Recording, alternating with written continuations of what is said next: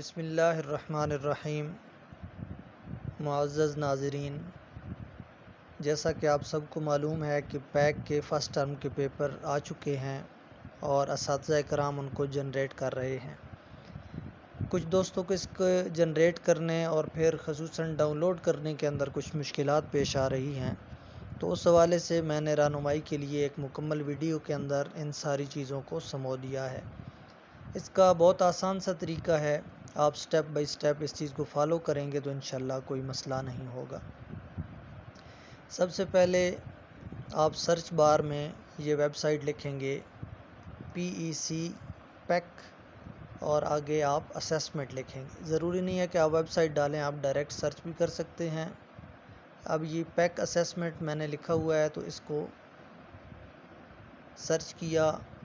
اب یہاں پہ کافی سارے لنک ہیں، تو آپ نے یہ جو تیسرا لنک ہے www.pekassessment.com اس پر کلک کریں گے تو آپ کا مطلوبہ جو ہدف ہے وہ سامنے آ جائے گا۔ ابھی سامنے یہ ایک پیج کھلا ہے، اس کے اندر آپ کو لاگ ان کرنا ہے۔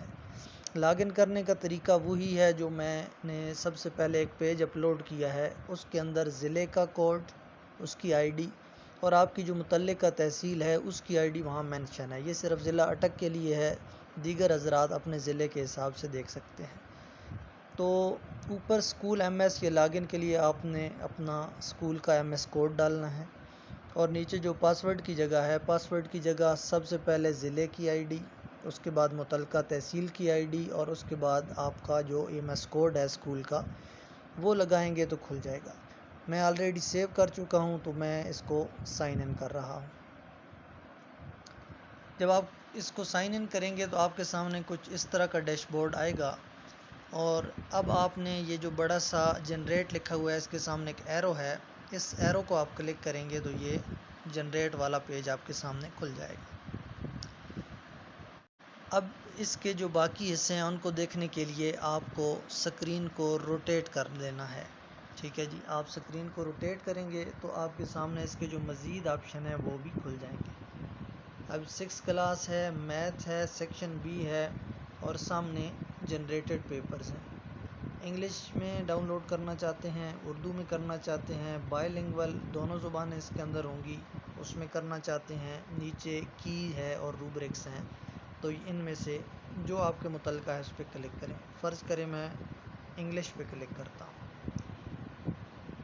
اب یہ آپ کے سامنے آپ کا جنریٹ کردہ پیپر کھل چکا ہے۔